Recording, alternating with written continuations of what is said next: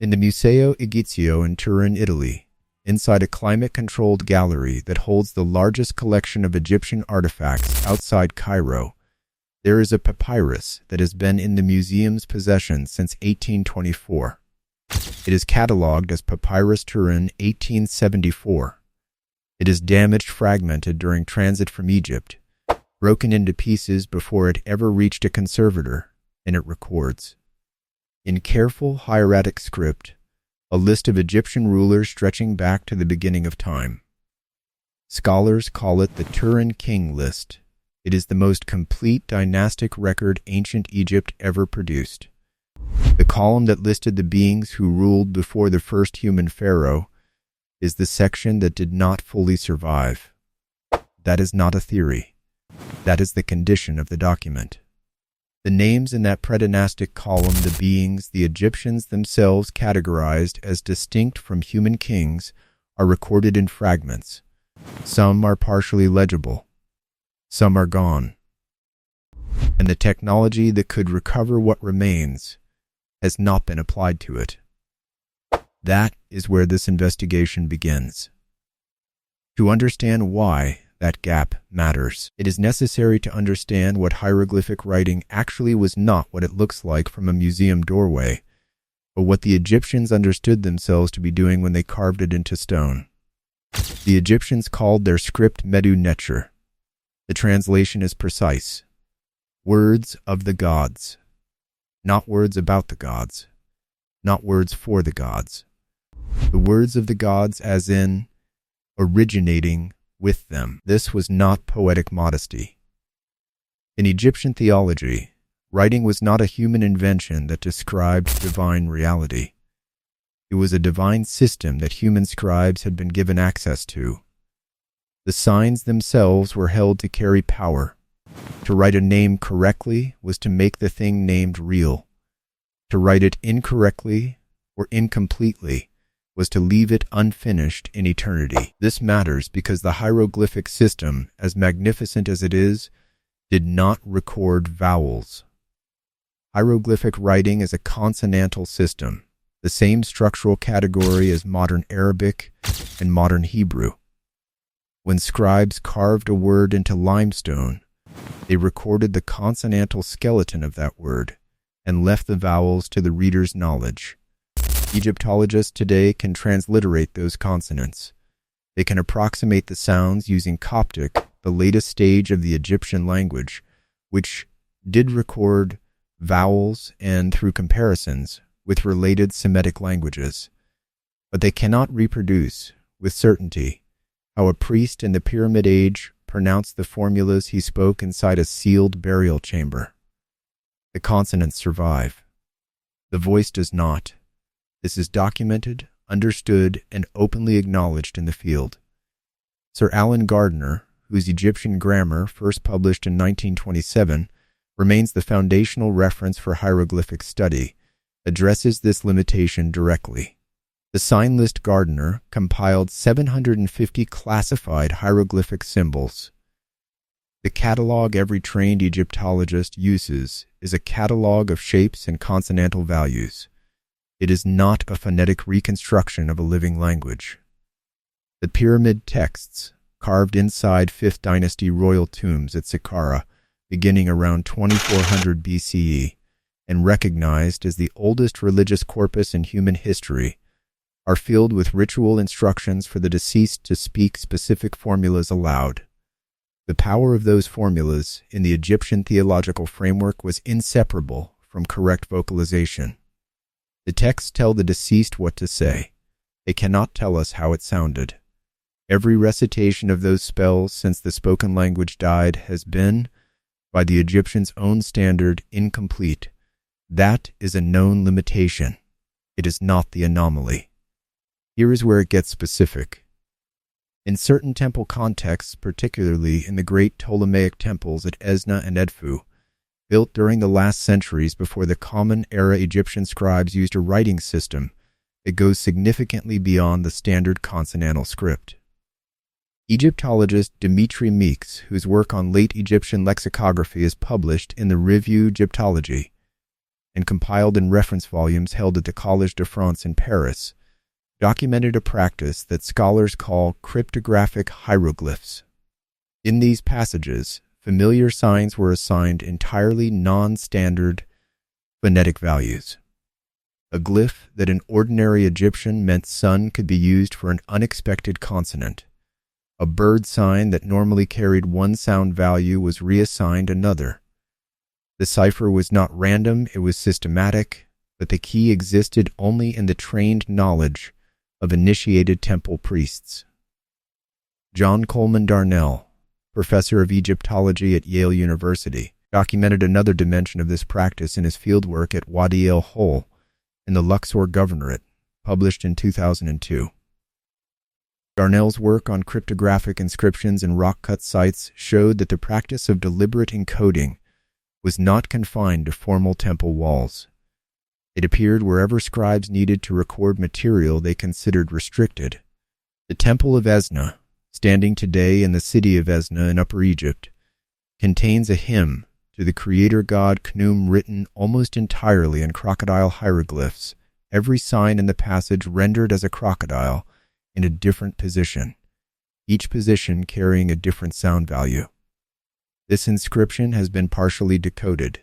The central divine epithets have not been resolved to full scholarly consensus. This is not a fringe observation. It is discussed in the Oxford Encyclopedia of Ancient Egypt, and the inscription is on a public temple wall that any visitor to Esna can stand in front of today. The passage is accessible. It is not fully readable. The cipher key died with the priests who held it. For decades, researchers treating these cryptographic passages assumed they were elite scribal exercises, displays of learning, perhaps, or deliberate obfuscation for its own sake. That interpretation is reasonable as far as it goes, but Meeks's analysis reveals a pattern in what the cryptographic passages most frequently reference. The encoded sections cluster around a specific category of content. They appear most consistently when the text approaches the oldest beings in the Egyptian theological record, the Predynastic category, the beings who ruled before the first human pharaoh. The cipher does not protect everything equally. It protects that material most completely. Every week, this channel goes to the primary sources, the museum catalog entries, the academic field reports, the footnotes that never make it into the documentary version. If that kind of depth is what you're looking for, subscribing now means you won't miss what comes next. Which brings the investigation back to the Turin King List and to the category of being recorded in its most damaged column. The Turin King List was compiled during the reign of Ramesses II in the 19th dynasty, approximately 1279 to 1213 BCE. The scribes who produced it were the administrative professionals of one of the most precisely managed states in the ancient world. These were not mythographers. The same scribal tradition that maintained the Turin King List maintained grain inventories, labor rosters, legal contracts, and military campaign records. Numbers in Egyptian administrative documents were functional. They meant what they said. The Turin King List assigns reign lengths to the Predynastic rulers, specific numbers, reign totals that extend into the tens of thousands of years. The beings listed in the Predynastic column are given durations 11,025 years for one grouping, 3, 6 or 50 for another, recorded with the same numerical precision the scribes applied to grain harvests and stone deliveries. Egyptologist Kim Ryholt's 1997 reconstruction of the Turin King List, published as The Political Situation in Egypt During the Second Intermediate Period by Museum Tusculanum Press in Copenhagen, confirms that the structural distinction between the Predynastic category and the human dynastic sequence was intentional. The Egyptians were not conflating myth and history carelessly. They were maintaining a record, and they marked one section of it as categorically different. The Predynastic rulers in the Turin King List are called, in other Egyptian sources, the Shemsu, or the followers of Horus. They appear in the pyramid texts and temple records and in administrative genealogies as a prior category beings who preceded the human dynastic line. The names assigned to them in the Turin King List appear in no other ancient Near Eastern record. They are not cross-referenced in Sumerian king lists, in Akkadian records, or in any contemporary source from the ancient world.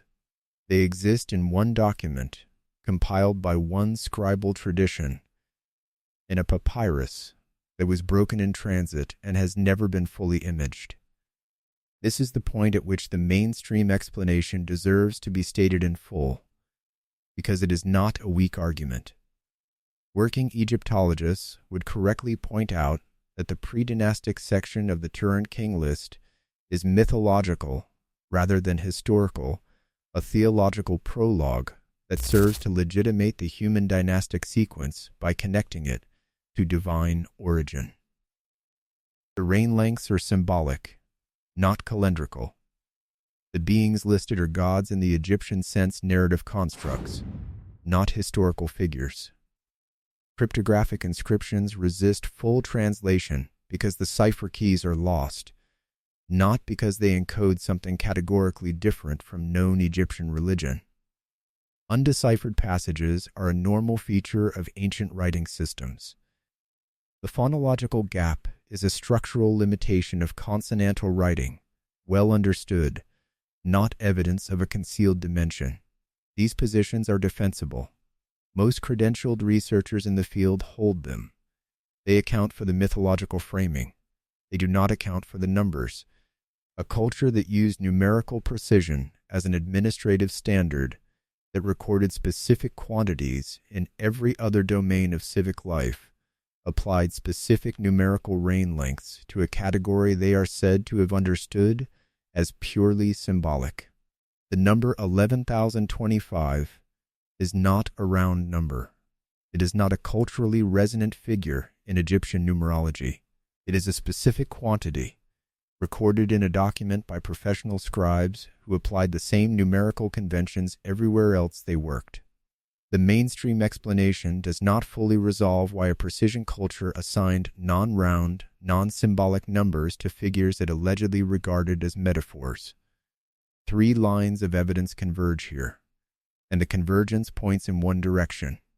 The hieroglyphic writing system was a divine inheritance, by the Egyptians' own account a system whose power resided in correct sound, in exact pronunciation, in the complete and accurate performance of the formula.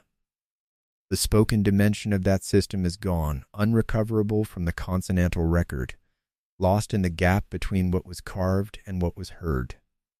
The most sensitive passages in that system, the ones that reference the oldest beings, the Predynastic category, were deliberately encoded in ciphers that died with the priests who held them. And the document that recorded those beings with administrative precision, that assigned them specific numerical reign lengths in a scribal tradition that counted everything, survives in fragments. Its most damaged column, holding the names that appear nowhere else in the ancient world. The Egyptians called their script the words of the gods. They were not speaking loosely. They maintained in their most formal administrative records that the beings who preceded human kingship ruled for spans of time their own calendar could not accommodate. They encoded the passages about those beings in ciphers so complete that temple walls standing in Esna today still have not yielded their full meaning. What they were protecting, and from whom, is not recorded in any document that survived. In the Museo Egizio in Turin, inside a conservation case in the Egyptian Papyri Gallery, the unplaced fragments of Papyrus Turin 1874 are held under restricted handling conditions. The papyrus was shattered before it reached the museum. Multiple fragments remain unassigned to their original position in the document. Multispectral imaging, the technology that in 2023 recovered previously illegible text from the carbonized Herculaneum scrolls, has not been applied to the verso of the Turin King List or to its unplaced fragments. The Museo Egizio's ongoing Turin King List project, whose most recent published update is from 2022, lists multispectral imaging of the unplaced material as a future phase of the research program. No completion date has been announced. No funded partnership to conduct that imaging has been publicly confirmed. The column that recorded the names of the beings who ruled before the first human pharaoh names that appear in no Sumerian, Akkadian, or any other ancient Near Eastern source is the column that did not survive intact. The fragments that might complete it are in Turin. The imaging technology that could read them exists. The imaging has not been done.